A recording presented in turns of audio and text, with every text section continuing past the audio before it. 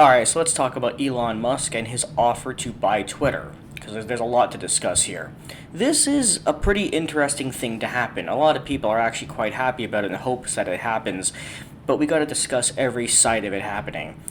First of all, anybody who's looked at Elon Musk's Twitter page is probably aware that he's a complete madman. He's said and done some pretty goofy shit, and he tends to troll a lot.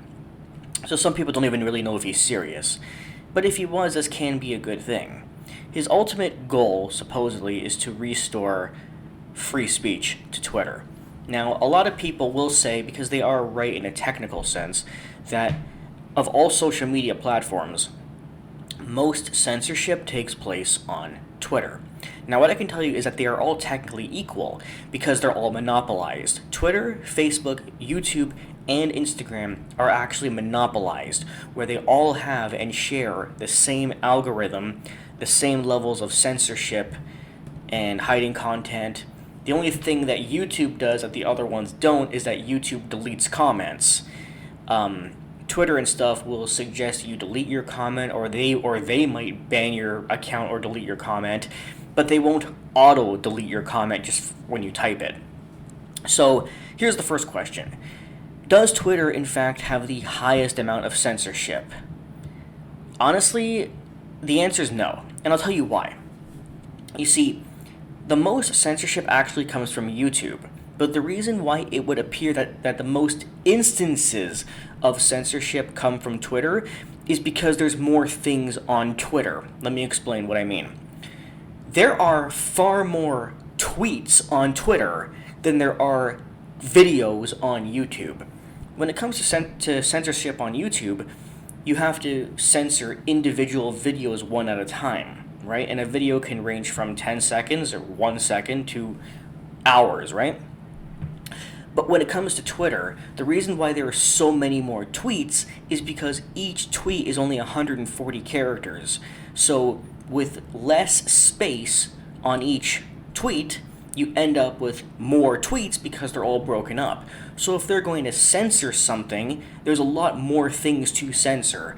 So yes, there is more censorship on Twitter, but that's only because there are more things on Twitter to censor. The next point is Twitter really the best option for him to buy? Because honestly, I think there's more important things for him to buy. Twitter is a cesspool. Even some stupid people are aware that Twitter is a cesspool, okay?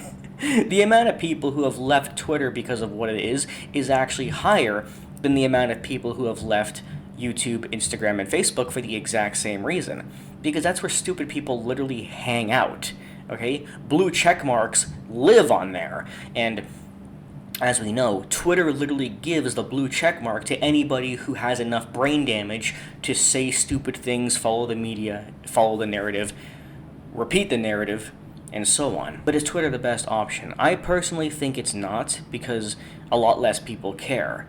YouTube, however, I think needs it a lot more for more reasons, and it's also a more impactful website.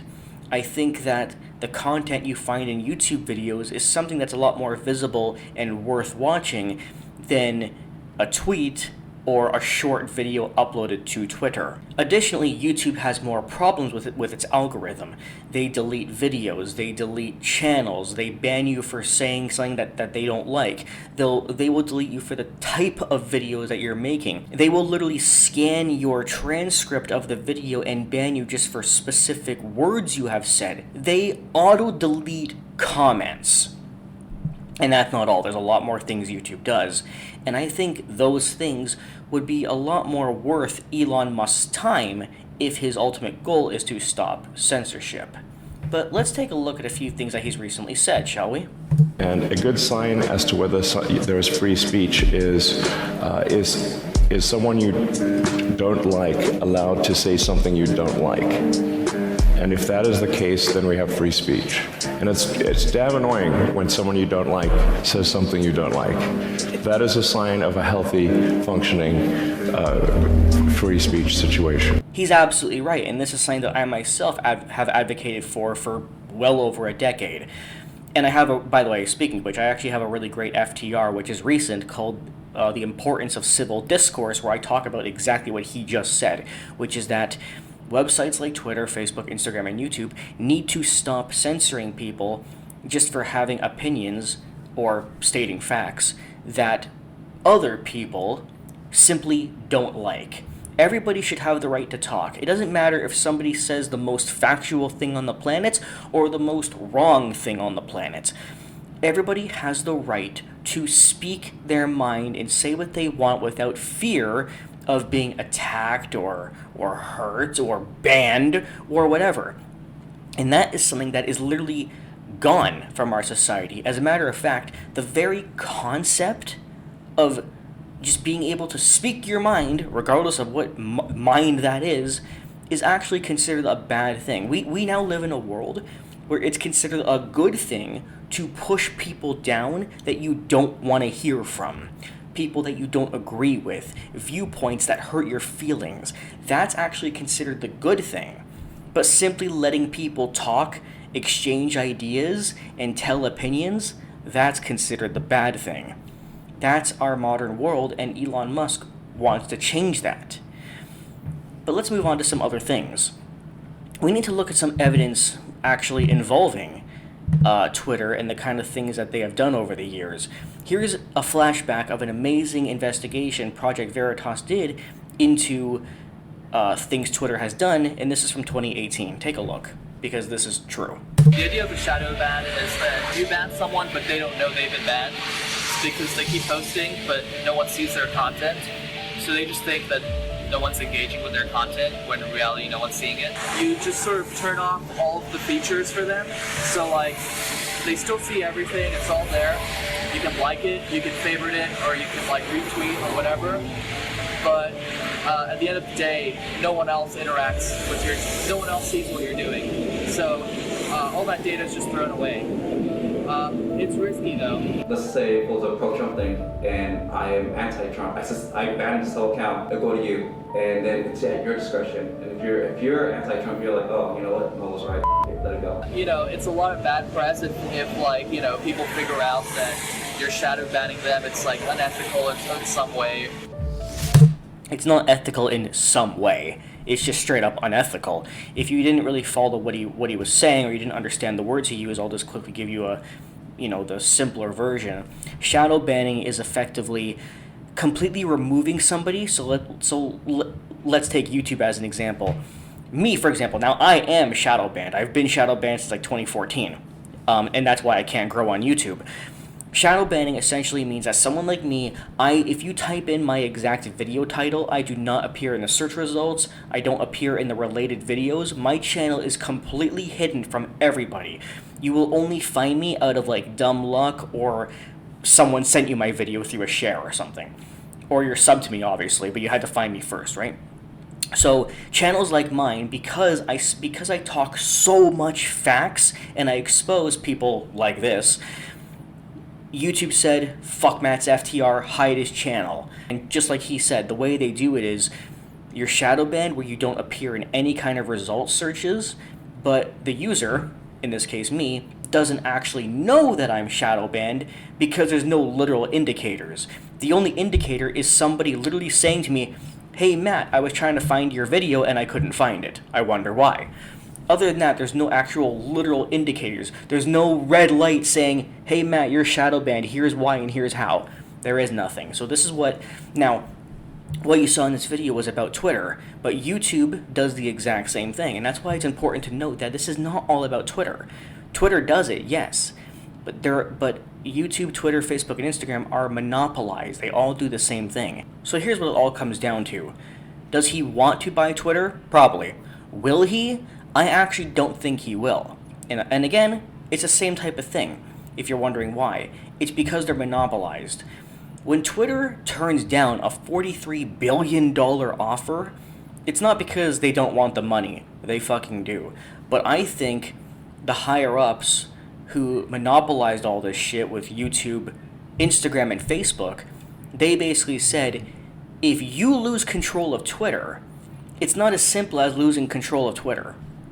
Because if they lose control of Twitter, they actually lose control of all four of them. because through Twitter, Elon Musk can infiltrate the algorithm of what they're really doing, and how all 4 websites are actually connected and work together to create mass censorship. They need all 4 social media websites in order to maintain that power, and if they lose one, the remainder can crumble. They care about money, but they care about the narrative and the censorship more than anything else. And even the mainstream media, no surprise there, is also afraid of the possibility that Twitter could have free speech back. Let's take a look at a clip right now. There are real and devastating consequences for using that platform to lie. And using that platform to lie. So, again, this is what the media does. I've mentioned it a million times and I'll mention it again. The mainstream media and big tech refers to facts or free speech as lying and misinformation, but they refer to actual lying, which is what the mainstream media does, and actual misinformation, which is what the mainstream media does, and SJWs, as the information that you should listen to. They call that journalism. They call that truth. It's completely backwards. So when she says lie, what she's actually saying is, we don't want to lose the censorship on Twitter to people like Elon Musk, because then they're going to realize how full of shit we are. we've seen it happen. I wonder, when talking about this, it's kind of funny. Elon Musk wants to buy it, but there are massive life and globe altering consequences for just letting people run wild on the thing. Consequences for letting people run wild. Isn't that amazing? So let's translate that. Consequences for allowing free speech. And what are those consequences, you may ask? Well, to crazy SJWs in the mainstream media and big tech, the consequences are people now spreading their opinions or facts that make SJWs in the mainstream media uncomfortable. Real facts about things that they try to hide, like the positive truth about Trump, or the negative truth about Joe Biden, or the negative truth about Hillary Clinton, and various other things that they flip on its head to hide from you, right? To hide from society. So the consequences that they are trying to hide are facts. That's what they're trying to hide. And by holding on, by gripping that censorship to not lose Twitter, they are doing everything in their power to hold on to censorship. So the consequence is not misinformation. Misinformation is what they want. It's what they've been doing for a decade. This is not new stuff. They've been already doing that for a long time. And then you also have insane mainstream media articles like this. Again, no surprise, but let's discuss what they're really trying to say here. Musk's appointment to Twitter's board shows that we need regulation of social media platforms. They need regulation. No, you don't. Give me one logical reason why the past 10 years regulation has been required. Regulation, when they say regulation, it directly translates to free speech. Freely expressing your opinions to whoever, and however you want, right? And but before I go on, keep in mind, if you need like a more direct example of this literally happening, there's millions, but I'll give you one right now. And I made a video on it, by the way, so take a look. Remember when Parler got banned? I'll explain what Parler is. Parler was an alternative free speech website, okay? Where people could actually go and say whatever they wanted without being censored. Parler got banned. And CNN actually started bitching, saying stuff like this. Idiot Brian Stelter was on CNN complaining about the existence of Parler, saying things like, these alt-rights people can't handle the truth, so they run off to their echo chamber websites. Like, it makes me wonder, how much brain capacity do you have to lack to hear CNN say that and go, you hit the nail on the head? Because literally every word, every syllable of that was wrong. The whole point of these sites is that they don't ban free speech. This has nothing to do with being alt-right, because if you're left-wing, you can go on Parler too. You seem to be forgetting that. This has nothing to do with what side you're on or what your thoughts are. Pro-Trump, anti-Trump, pro-Biden, anti-Biden, feminist, or a person who likes equality. It doesn't matter what side your opinions are. The fact of the matter is, YouTube, Twitter, and Facebook censor opinions that they don't like. Parler allows all opinions and you're insulting Parler for it. This is exactly what I'm talking about. They say this kind of crap about Parler, and they're saying the exact same crap right now towards the possibility of Twitter being sold to Elon Musk. They are full of shit, they always have been, and they know they are. And unfortunately, they trick dumb people into believing their crap. But a regulation of social media platforms to prevent rich people, right, because the CEOs of Twitter, Facebook, Instagram, and YouTube are not rich, but okay, sure. Yeah, Elon Musk is richer, but that's completely irrelevant to the point here. Honestly, I'm not even saying to 100% trust Elon. You can be suspicious of Elon and what he's really going to do, but it can't be much worse than what's happening right now for the last 10 years. From controlling our channels of communication. And again, for the dumb people, they are claiming that free speech is controlling channels of information, but banning people who have facts or opinions that you don't like, that is somehow not controlling channels or the flow of information? Sure, whatever, you fucking psychopaths. Anyway, overall, I think it can be a good thing, and I hope that if he does it, he also works on buying YouTube as well, because that's where most of the real damage is being done. What do you think? Do you trust Elon Musk?